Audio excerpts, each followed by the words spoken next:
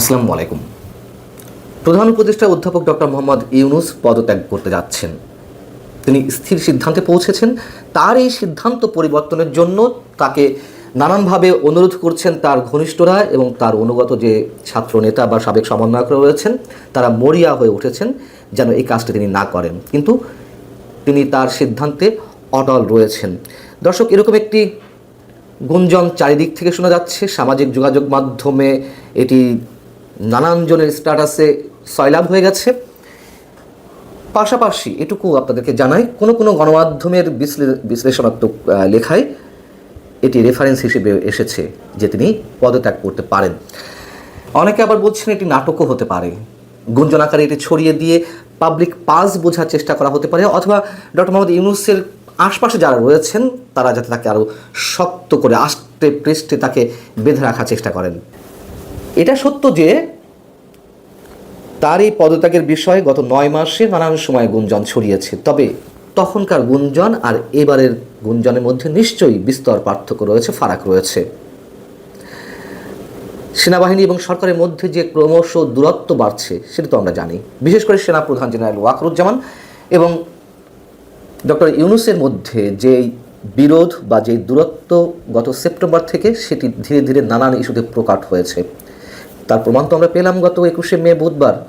এবং এও তো আমরা জানি যে বিশেষ করে করিডোর ইস্যুতে সেনাপ্রধানকে নিজেদের সিদ্ধান্তে নিয়ে আসার জন্য বা বোঝাতে অনেক ধরনের চেষ্টা করা হয়েছে, কিন্তু সেনাপ্রধান সেটিতে রাজি হননি। এর সাথে আরও যে বিষয়টি এসেছে, বৃহস্পতিবার বিএনপি যে সংবাদ সম্মেলন সেখানেও জানিয়ে দেওয়া হয়েছে যে তারা যে কোনো সময় এই অন্তর্বর্তী সরকারের প্রতি তাদের সমর্থন প্রত্যাহার করে নিতে পারে। সংবাদ সম্মেলনে তারা যে কথাটি বলেছে তা হচ্ছে এরকম যে বিএনপির আগের প্রস্তাব ও পরামর্শের মতো এবারও সব কিছু উপেক্ষিত হলে তা হবে দুর্ভাগ্যজনক। সেক্ষেত্রে অনিবার্যভাবে বিএনপি অন্তর্বর্তী সরকারের প্রতি সহযোগিতা অব্যাহত রাখবে কিনা তা পুনর্বিবেচনা করতে হবে। তার মানে তো আমরা বুঝতে পারছি যে আগেকার গুঞ্জন বা এবারের গুঞ্জনের মধ্যে কতটা পার্থক্য। ডক্টর মোহাম্মদ ইউনূস তার পায়ের নিচ থেকে মাটি সরে যাচ্ছে এটি তিনি উপলব্ধি করতে পারছেন কিনা সেটি বড় বিষয়। এবং আরও একটি বিষয় আপনাদেরকে জানিয়ে রাখি, এই গুঞ্জনের পিছনে সত্যতা কতটুকু থাকতে পারে। সরকারের যিনি তথ্য উপদেষ্টা অধ্যাপক ডক্টর মোহাম্মদ ইউনূসের কাছে যিনি মাস্টার মাইন্ড গত অভ্যুত্থান বা আন্দোলনের, সেই মাহফুজ আলম একটি বিশেষ ইঙ্গিতপূর্ণ স্ট্যাটাস দিয়েছেন তার ফেসবুক পেজে। তিনি জাতির কাছে ক্ষমা চেয়েছেন, ভুল প্রার্থনা করেছেন, নাকি তিনি তার সৈন্য সামন্তের কাছে বা তার সহযোদ্ধাদের কাছে এই ক্ষমা চেয়েছেন বা ভুল প্রার্থনা করেছেন আমরা জানি না। তার এই স্ট্যাটাসটি আবার হাসনাত আবদুল্লাহ শেয়ার করেছেন। তার মানে বোঝা যাচ্ছে, আমার এর আগের একটি কন্টেন্টে আমি বলছিলাম যে বিপর্যয়ের মুখে এনসিপি, সেখানে নিশ্চয়ই ব্যাখ্যা করেছি। তো একটা গুমট পরিস্থিতি সৃষ্টি হয়েছে চারিদিকে, সেটাও আমি জানিয়েছি। মাহফুজ আলম তার স্ট্যাটাসে যেটি বলছেন, তার স্ট্যাটাসের শিরোনাম হচ্ছে ব্যক্তির আদর্শ সম্মান ও আবেগের চেয়ে দেশ বড়। আবেগের চেয়ে দেশ বড়, কোন আবেগের কথা বলছেন? ডক্টর মোহাম্মদ ইউনূসের আবেগের কথা বলছেন, নাকি তারা যে ভুল ভ্রান্তি করছেন পদে পদে বিপ্লবী, কথিত বিপ্লবী চেতনার বশবর্তী হয়ে নানান ধরনের হঠকারী কথাবার্তা বলছেন, কর্মকাণ্ড ঘটাচ্ছেন, সেগুলোকে আবেগী কথাবার্তা বলছেন জানি না। তবে যথেষ্ট ইঙ্গিতপূর্ণ এই স্ট্যাটাসটি। আমি ছোট করে একটু পড়ে শুনে আপনাদেরকে। মাহফুজ আলম লিখছেন যে দেশপ্রেমিক শক্তির ঐক্য অনিবার্য। আগেকার যে কোনো বক্তব্য ও শব্দচয়ন যা বিভাজনমূলক ছিল সেগুলোর জন্য আমি আন্তরিকভাবে দুঃখিত। সরকারে আর একদিনও থাকলে অভ্যুত্থানের সকল শক্তির প্রতি সম্মান ও সংবেদনশীলতা রেখে কাজ করতে চাই। বাংলাদেশের শত্রুরা ঐক্যবদ্ধ ও আগ্রাসী, সার্বভৌমত্ব ও গণতান্ত্রিক সকল প্রতিষ্ঠান হুমকির মুখে। দেশপ্রেমিক জনগণ যারা জুলাই অভ্যুত্থানে ঐক্যবদ্ধ ছিলেন তাদের সামনে দীর্ঘ পরীক্ষা। এই পরীক্ষা ঐক্যের এবং ধৈর্যের, এই পরীক্ষা উতরে যেতেই হবে। এও শোনা গেছে যে ডক্টর মোহাম্মদ ইউনূস ছাত্র নেতাদের উপরে প্রচণ্ডভাবে ক্ষুব্ধ। তিনি যখন বলেছেন যে আমি আর থাকবো না, তাদের উপরে রুষ্ট হয়ে বা ক্ষুব্ধ হয়ে তিনি বলেছেন, সেই জায়গা থেকে মাহফুজ আলমের এই স্ট্যাটাস কিনা আমরা ঠিক বলতে পারছি না। তবে অনেক কিছু মিলে যায়। সেনাবাহিনী অনেক ধৈর্য ধরেছে এবং সেনাবাহিনী যে সব কিছুতে ধৈর্য ধরছে এটা তো সাধারণ মানুষের মধ্যে এক ধরনের বিরক্তিরও সৃষ্টি করেছে। বিরক্তি না হোক, হতাশার সৃষ্টি করেছে। কী ব্যাপার, সেনাবাহিনী এখনও বসে আছে কেন? দেশের এই আইন শৃঙ্খলা পরিস্থিতি কেন তারা ঠিক করতে পারছে না? নিশ্চয়ই সেনাবাহিনীর দিক থেকে অনেক ধরনের সমস্যা ছিল বা সরকারের পক্ষ থেকে কোনো ধরনের প্রতিবন্ধকতা ছিল কিনা আমরা অনুমান করতে পারি। বুধবার সেনাপ্রধান যে বললেন যে আর মবতন্ত্র বা মব ভায়োলেন্স সহ্য করা হবে না, তার এই কথার পরেও আমরা দেখলাম বৃহস্পতিবার নারায়ণগঞ্জে আওয়ামী লীগের সাবেক সংসদ সদস্য মমতাজকে যখন আদালত প্রাঙ্গণে তোলা হয় তখন তার উপরে পচা ডিম এবং জুতা নিক্ষেপ করা হয়েছে। তিনি শিকার হয়েছেন এবং এগুলো সমালোচিত হচ্ছে যে সেনাপ্রধান তার এই বক্তব্য দেওয়ার পরেও এটি ঘটে কিভাবে। নিশ্চয়ই সেনাবাহিনী বসে থাকবে না, এটুকু আমাদের দৃঢ় বিশ্বাস। তার কারণ সেনাপ্রধান এর আগে ওয়ার্নিং দিয়েছেন, আবারও ওয়ার্নিং দিলেন, তো তিনি নিশ্চয় তার জায়গায় থেকে শুধু কথা বলছেন না, এটুকু আমাদের দৃঢ় বিশ্বাস। এখন কথা হচ্ছে যে ডক্টর মোহাম্মদ ইউনূস কেন এখনই পদত্যাগ করতে চাইবেন। যে পাল্টা প্রশ্ন করি যে কেন পদত্যাগ করতে চাইবেন না, তিনি যে নিজের ভালোটা বেশ ভালোই বোঝেন, এটি তো আমরা বলে আসছি। তিনি নোবেল লরিয়েট, তার ক্ষমতার প্রতি লোভ ছিল, এটি অনেকেই বলেন, কিন্তু সেই ক্ষমতা দীর্ঘায়িত করতে গিয়ে, কুক্ষিগত করতে গিয়ে তিনি অনেক বেশি সমালোচিত হচ্ছেন এবং অনেক কিছুই তিনি নিয়ন্ত্রণ করতে পারছেন না।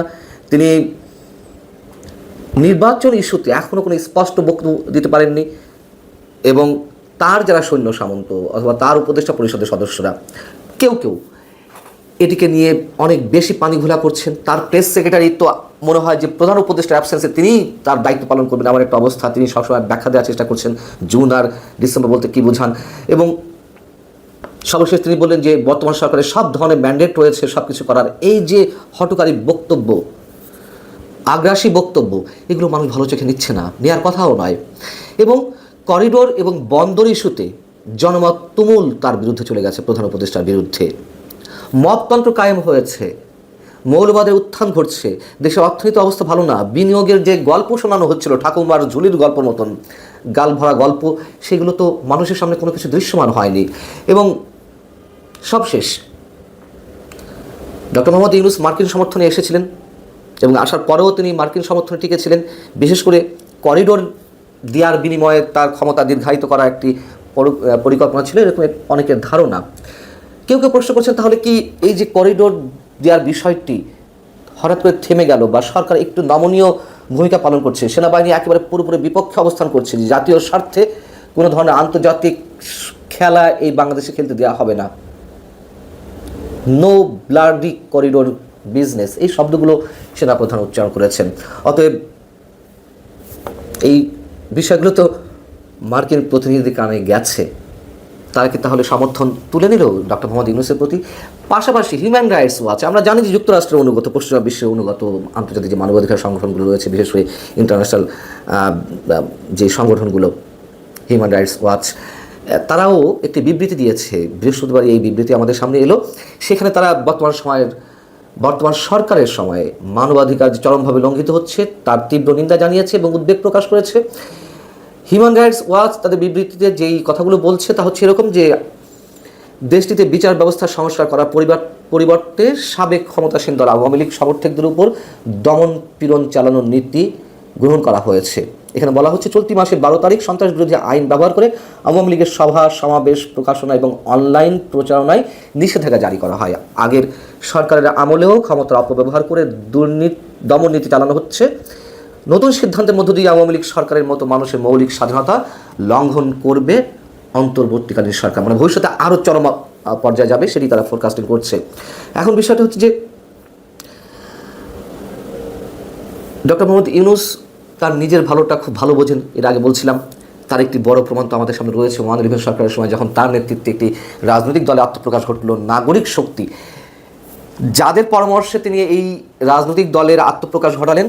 একটা সময় যখন দেখলেন তিনি খুব জুৎসই কিছু করতে পারছেন না, সেই পরামর্শকদের সাথে কোনো ধরনের পরামর্শ ছাড়াই তিনি হঠাৎ করে সব কিছু ছেড়ে ছুড়ে দিলেন। এবং এটিও আমরা অনেক আগে থেকে বলে আসছি, সুযোগ এলে বা যখন সুযোগ মনে করবেন ডক্টর মোহাম্মদ ইউনূস, তিনি সব কিছু ছেড়ে ছুড়ে দিয়ে তিনি তার নিজের জগতে ফিরে যাবেন এবং এটিই হওয়ার কথা, এটি হওয়ার সম্ভাবনা রয়েছে। আর সেনাবাহিনীর সাথে যে দূরত্ব বর্তমান সরকার স্পষ্ট হয়েছে এবং মানুষ যে অতিষ্ঠ হয়ে গেছে, তার মধ্য দিয়ে যে গুঞ্জনগুলো ছড়াচ্ছে, এগুলো প্রিয় দর্শক যদি অচিরেই এই ধরনের কোনো সিদ্ধান্ত আমাদের সামনে আসে, অবাক হওয়ার কিছু থাকবে না। আল্লাহ হাফিজ, ভালো থাকুন।